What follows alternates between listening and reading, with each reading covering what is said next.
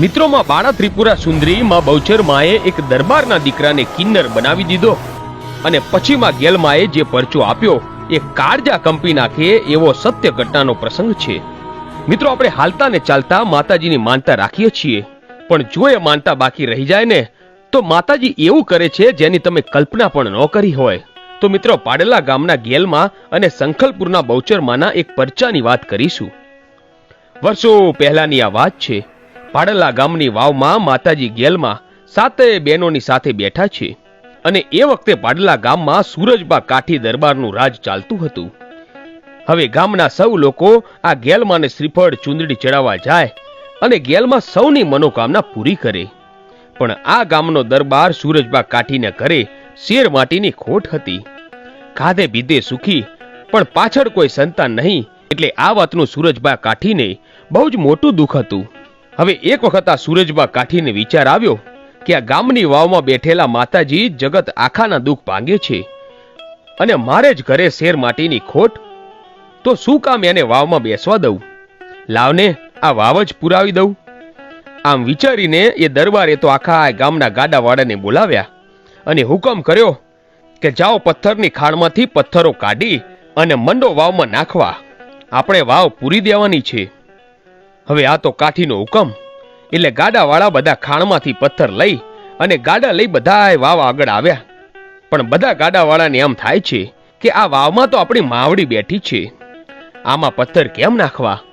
અને ત્યાં તો પાછળથી ઘોડે સવાર થઈ સૂરજ કાઠી વાવ આગળ આવે છે અને કહે છે કે અલ્યા મંડો વાવ પૂરવા।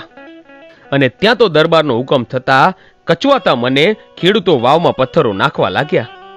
અનેક ગાડા ઠલવ્યા અને માં ગેલમાં વાવની અધ વચ્ચે ઢોળિયો ઢાળીને બેઠા છે અને ત્યાં સુધી વાવ પુરાઈ ગઈ અને માના ઢોળિયા સાથે એક પથ્થર પટકાણો અને માં ગેલમાં જાગ્યા અને વાવમાંથી ગેબી અવાજ આવ્યો કે અલ્યા સૂરજ કાઠી, તું શું કામ આ વાવને પુરાવે છે?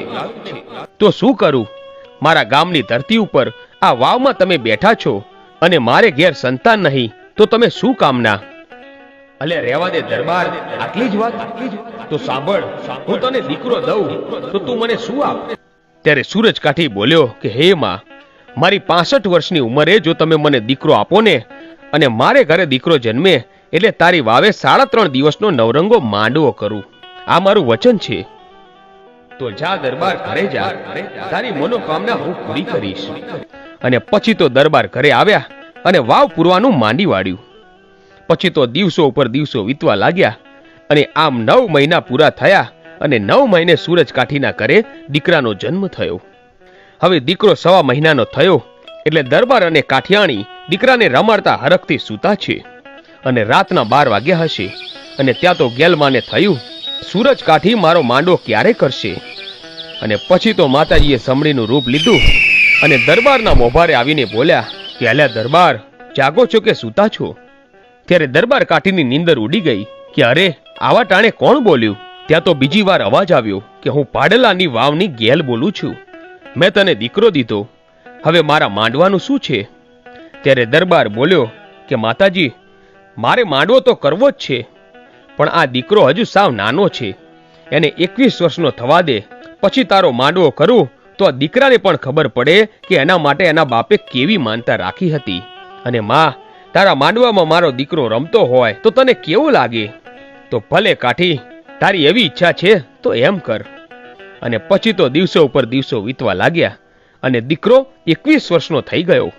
હવે દરબારને તો સુખની સોળીઓ ઉડે છે અને એમાં માતાજી ભૂલાઈ ગયા। ફરીથી ગેલમાને એમ થયું કે આ દરબારને યાદ કરાવવું જ પડશે અને ફરીથી માં સમડીનું રૂપ લીધું અને દરબારના મોભારે આવીને બેઠા અને કહ્યું કે અલ્યા દરબાર, જાગે છે કે સૂતો છે? સાદ સાંભળીને સૂરજ કાઠી ઝબકીને જાગી ગયા। કોણ છે ત્યાં? એ તો હું ગેલમાં, તારો દીકરો 21 વર્ષનો થયો, હવે મારા લેણાનું શું છે? અરે મારી ગેલમાં, મારે તમારો માંડવો કરવો જ છે, તો મારી 1 વર્ષ ખમી જાઓ ને, તો માં મારા દીકરાના લગ્ન થઈ જાય, એની વહુના મોડિયો અને ચૂંદડી માં તારા પાડે ઉતારીએ અને માં તારો માંડવો તે દિવસે કરું તો 2 નવા વરઘડિયા તારે પાડે તારા માંડવામાં રમતા હોય તો કેવું લાગે? ત્યારે માતાજી બોલ્યા કે દરબાર, મારે પાડે મોડિયો અને ચૂંદડી ઉતારશો ને તો હું તારા કરની દેવ કહેવાઈશ। હા માળી, મારા વંશમાં તું મારા કરની દેવ બસ. અને આ સાંભળીને માતાજી ખમા ખમા કરતા અદૃશ્ય થઈ ગયા. અને પછી તો એકાદ વર્ષ વીત્યું. દરબારના દીકરાની જાન જોડાણી અને જાન પરણીને ઘરે આવી ગઈ. વહુના મોડિયો અને ચૂંદડી ઘરમાં જ ઉતારી દીધા, પણ દરબારે માતાજીનો માંડવો ન કર્યો. અને પછી તો ગેલમાં વિચારે છે કે અરે, આ દરબારે મને છેતરી, પણ છોરું કચોરું થાય અને હું તો માં કહેવાઉં, મારે એને મરાય નહીં. અને આમ વિચારીને માતાજી આવ્યા સંખલપુર ગામ.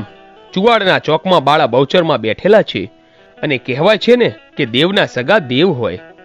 પછી ગેલમાને જોઈ બહુચરમાં બોલ્યા કે અરે બહેન, તારે શું કામ પડ્યું? કેમ અહીંયા આવવું પડ્યું? અરે બહુચર, મને એક માણસે છેતરી છે. મેં એને દીકરો દીધો અને એને મને 3.5 દિવસનો માંડો કરવાનું વચન દીધું છે, પણ એ મારી માનતા પૂરી કરતો નથી. બહુચર બોલ્યા કે અરે બેન ગેલ, તું અહીં મારા મંદિરમાં બેસ અને હું જાઉં છું પાલડા ગામમાં. અને આમ કહીને બહુચરમાં કુકડા ઉપર સવાર થઈ અને સાંજ પડી ત્યારે પાડલાની વાવે પહોંચી ગયા. દરબારનો દીકરો પરણીને આવ્યો. રાતના 12 વાગ્યા હશે. દરબારનો દીકરો ઓરડામાં આવ્યો અને ત્યાં તો બહુચરમાંનો કુકડો ઓરડાના મોભાડે 3 વખત બોલ્યો, કુકડે કૂક, કુકડે કૂક, કુકડે કૂક. અને ત્યાં તો દરબારનો દીકરો મંડ્યો તાળીઓ પાડવા. માં બહુચરે એને પાવૈયો બનાવી દીધો. નવી વહુ જુએ છે અને આ પાવૈયો માના ગરબા ગાવા માંડ્યો અને તાળીઓના ટપાકા પાડીને નાચે છે. અને આવું જોઈ આ નવી વહુ પૂછે છે કે દરબાર, આ શું કરો છો તમે? અરે કાઠિયાણી, આ તો મને ખબર નથી પડતી કે હું શું કરું છું. અને ફળિયામાં સૂરજ કાઠી ખાટલો ટાળીને સૂતા છે અને વહુ ત્યાં જઈને બોલે છે કે અરે કોઈ જાગે છે કોઈ? ત્યાં તો સૂરજ કાઠીની નીંદર ઉડી ગઈ અને બોલ્યા કે અરે વહુ બેટા, શું છે? ત્યારે વહુ કહે છે કે ઓરડામાં આવીને જુઓ કે શું થયું છે.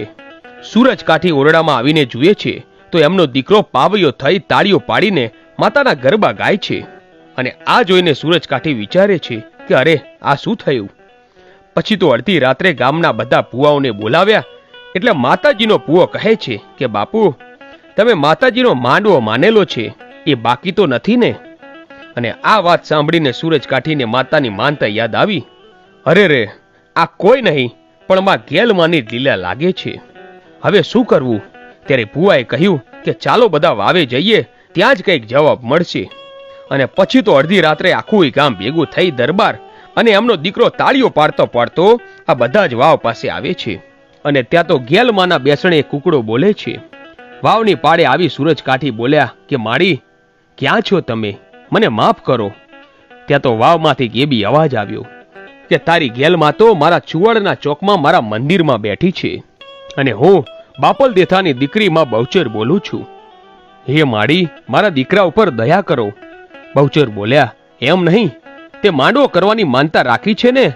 તો બોલ, કાલે સવારે દી ઉગે અને ગેલમાનો માંડવો રોપીશ? હા માડી, હું કાલે સવારે માતાનો માંડવો રોપીશ, 9 દુર્ગાઓને નોતરા દઈશ અને ડાક ડંબર વગાડીશ. પણ માડી, મારા દીકરાને હતો ને એવો કરી દો. તો જા દરબાર, સવારે ગેલમાં અહીં આવી જશે. 3.5 દિવસ પૂરા થશે અને ગેલમાં પ્યાલો પીશે ત્યારે તારો દીકરો હતો ને એવો થશે. આટલું બોલી બહુચરમાં સંખલપુર આવ્યા અને ગેલમાં પાડેલા પાછા આવ્યા. અને પછી તો સૂરજ કાઠીએ ગેલમાંનો નવરંગો માંડવો રોપ્યો અને માતાજીએ પ્રસન્ન થઈને પ્યાલો પીધો અને ખમ્મા ખમ્મા તને એમ બોલ્યા. ત્યારે દરબારનો દીકરો પહેલા હતો ને એવો જ થઈ ગયો અને બંને વરગડિયા પગે લાગ્યા અને ગરબા ગાવા લાગ્યા. તો મિત્રો, આ હતો સૂરજ દરબારને માં બહુચર અને ગેલમાએ આપેલો પરચો. મિત્રો,